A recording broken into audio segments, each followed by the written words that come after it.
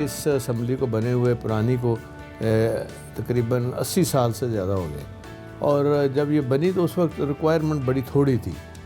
लेकिन अब देखें, जब 450 लोग यहाँ बैठेंगे तो बैठ ही नहीं सकते। विजिटर्स गैलरी में कभी खड़े होते हैं, वोटिंग के लिए वैसे प्रॉब्लम होती है, और फिर ख़ास तौर पे कोविड आ गया, फिर इस हवाले से भी हमने देखा, फिर और बेशुमार चीज़ें जो हैं थी ना, और फिर ये बिल्डिंग इतनी पुरानी है कि ये साथ साथ इसकी रिपेयर नहीं हुई। अब तो ये हेरिटेज में आ गई है, तो फिर इसलिए मैंने 2005 में इसको शुरू किया, और इसका संग बुनियाद वगैरह रखा गया, और फिर मैंने कोई 87% काम मैंने मुकम्मल कर लिया। बिल्कुल रेप्लिका है जो कि उस वक्त की बिल्डिंग है उसका, लेकिन तमाम मॉडर्न फैसिलिटीज़ हैं।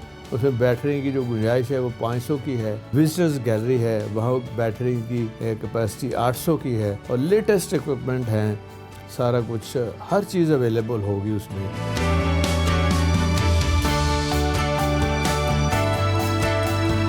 इसका मैंने डिज़ाइन करवाने के लिए मैंने बाकायदा कंपटीशन कराया था। तो हमारी जो अपनी आर्किटेक्ट थी वो फर्स्ट आई थी, ज़ारा उनका नाम है। उनको मैंने ये आइडिया दिया था कि ऐसे तरीके से बनाएं कि लोग याद करें कि ये क्या चीज़ बन गई है, और इसमें वो तमाम जो इस्लामिक स्पिरिट कल्चर वो सारा उसमें अयां नज़र आना चाहिए।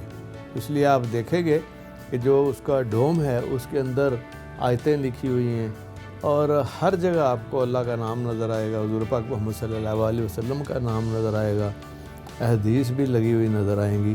और फिर ये एक हिस्टोरिकल इस हवाले से भी है कि पाकिस्तान मूवमेंट में जो हमारे लीडर थे उनकी भी साथ लगी हुई हैं।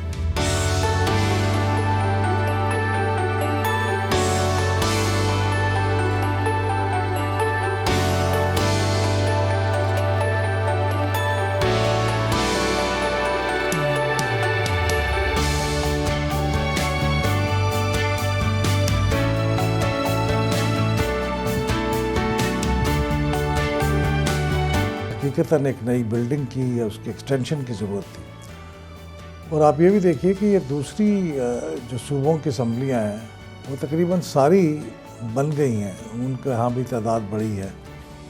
तो बलूचिस्तान की तो खैर असम्बली बनी ही नहीं थी, सिंध असम्बली अभी हाल ही में बनी है, वो भी देखें तो वो भी खासी ग्रैंड असम्बली है।